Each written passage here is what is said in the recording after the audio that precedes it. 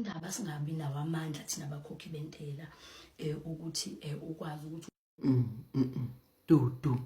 Funa nifundise yonke into. Imali yentela eyigebengu dudu. Right?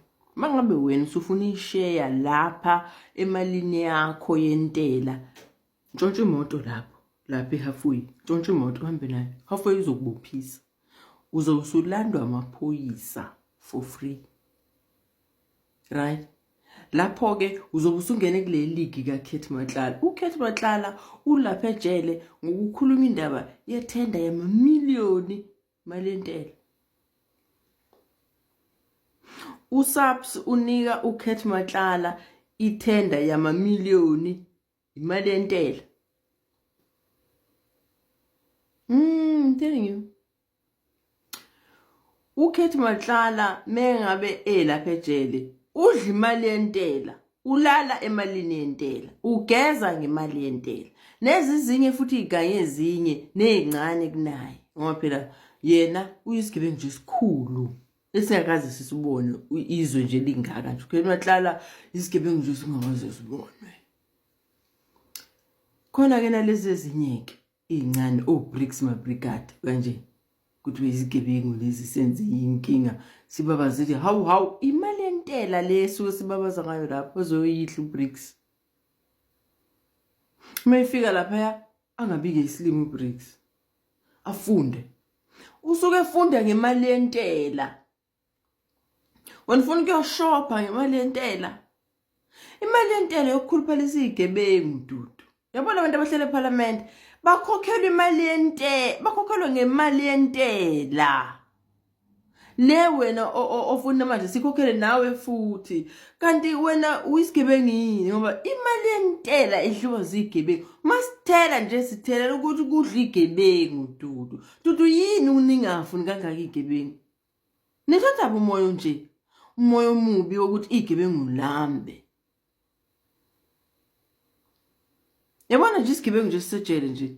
Salandwa kubo for free, silala endlini for free, sidla for free, free. Mangabe kuqhamuka umthetho othi hayigebengu akezitshali manje. Kuthiwa vele zikhala emini zithi hey sekubhlungu iqolo. Sithathwe isigebengu iambulance sisiwe le private hospital. Sihamba namaphoyisa awu4 asigadile ukuthi singahle sibaleke. So kuedwe more people ugadele isigebengu si1.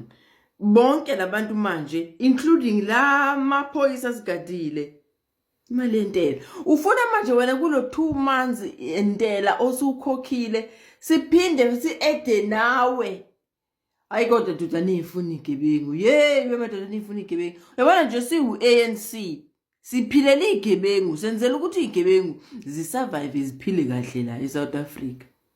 Uyabona lento yendudu ukuthi ningaziwa ukuthi hey kwi-weekend enkulu lapha abantu bebephithizela khona.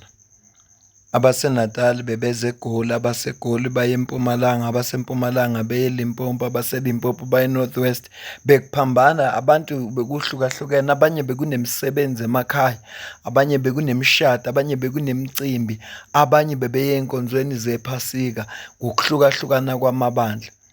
Nalaba kababuya kwamanye amazwe, ikakhulukazi laba bangena la eSouth Africa ngokungekho emthethweni, nabo balisebenzisile leli thuba ngoba vele bekuphithizela ukuthi bawubona ihlobo zabo. Abanye abazange beze ngoJanuary ngoba isecurity bitight, kodwa badecide ukuthi ngcono beze manje. Kanti ngeshwa bazodibana nesimo sokuthi lapha eborder akusenje ngoba bebagcina bona kwenzeka kuvaliwe. Border Management Authority eyaziwa ngeBMA isibikela ukuthi today 7 April 2026, Commissioner Maisiapato continued with the return leg of the Easter operations at Beitbridge Port of Entry. Several unaccompanied minors and adults were intercepted in the nearby bushes while awaiting a facilitator to transport them to a bus.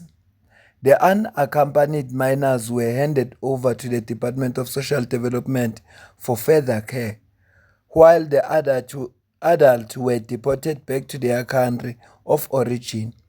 As we mark the 3rd anniversary of the Border Management Authority this April 2026, these interventions reaffirm our continued commitment to secure our border for development.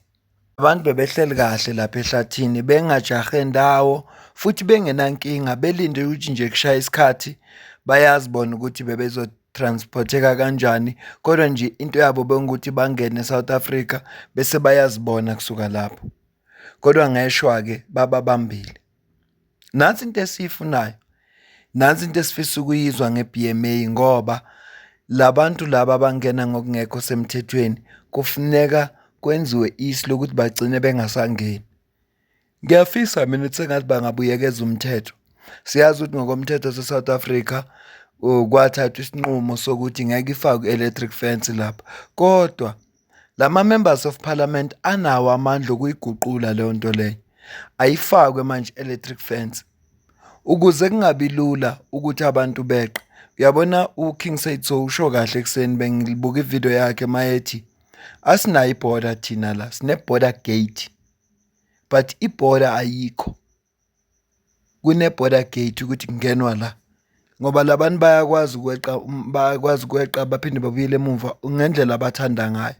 Ngakho-ke kubalulekile ukuthi bawubuyekeze lo mthetho, bawuguqule, kungene ama-electric fence, kungene amawaya laphaya, kuvaleke ukuze labantu bazi ukuthi akuyona indawo yokudlala le-South Africa. Abagcinanga-ke ngokubamba laba, ayikho-ke indaba engijabulise njengale ngizokucaphunela yona manje, ngoba ikhampani okuthiwa i-British Tobacco ebila Hickleberg ekuyiyona ekhiqiza ogwayi abanjengo-Stuyvesant no-Coakley nabanye, igcina ivalwa. Abantu ababalelwa ku-300 baphelelwa umsebenzi ngenxa yokungena kalogwayi okuthiwa ongekho semthethweni okuthiwa ama-illicit cigarette. Nama-drugs angena ngale lapha e-border gate ngoba labantu bayakwazi ukudiza. Uma-ke kubanjwa lezo zinto lezo, iyangijabulisa loo nto leyo ngoba bakwazile ukuyinqanda le nto ngaphambi ukuthi ifike emphakathini. Ngicela uzwe la. Yeah, I mean, I was just talking to the major now from the military, who is part of the response team, working together with the border guards. I mean, they were just able to intercept 2 individuals that were trying to bring some illicit cigarettes in the country. And on that basis, they were able to intercept those people, and they ultimately got them arrested, and they were able to confiscate those particular cigarettes, and they gave them through to the colleagues, from SARS to be able to deal with. But in terms of the aggregated figure for the numbers of the people that we have been able to intercept, particularly in the past 5 days since we started with the operation, we've been able to intercept just around 400 people here in Beitbridge. So that is the number. But the good thing is there hasn't been any issues around. Bonga nje kuma social lawa enze lo msebenzi ebamsene nawo laba abasebenza lapha kwi-border, njengoba esho ukuthi babamba abantu abawu-400, baningi kakhulu labo bantu. Njengoba nje i-government yala e-South Africa ingazi nokuthi bangaka abantu abakhona la abavela kwamanye amazwe, abananamba nje eqinisekisayo ukuthi bawu-2 million, bawu-5 million, bawu-10 million, bawu-20 million abantu abangama-foreigners abala. Laba bangene illegally because laba bangene ngokusemthethweni bayaziwa. Ngakho-ke uma sibona besebenza ngokuzikhandla fanele sincome muhle umsebenzi wabo, ngoba uma ngase bavale bona laphaya kuzoba ngcono. Futhi kodwa-ke into engibona ukuthi isiza kakhulu manje ukuthi kuxoshwe lama-member. Phela khumbula ukuthi i-BMA ixosha abasebenzi bayo abawu-50, kwathiwa i-30 isahamba i-disciplinary process, sesene-disciplinary process against bona. So bayabona nalaba abasela ukuthi one mistake uyahamba la. Phela njengoba abantu besebenza bayayidinga le msebenzi ngoba bondla imindeni, bafundisa iy'ngane, zonke izinto zidipende kule mali abayithola laphaya.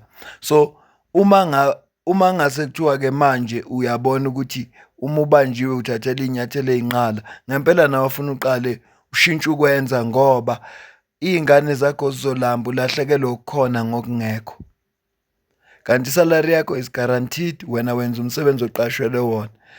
Ngiyakhumbula izolo sikhulume ngomuntu ona 20 years experience osebenza lapha obe imali asala nayo u17,000 after ama deduction.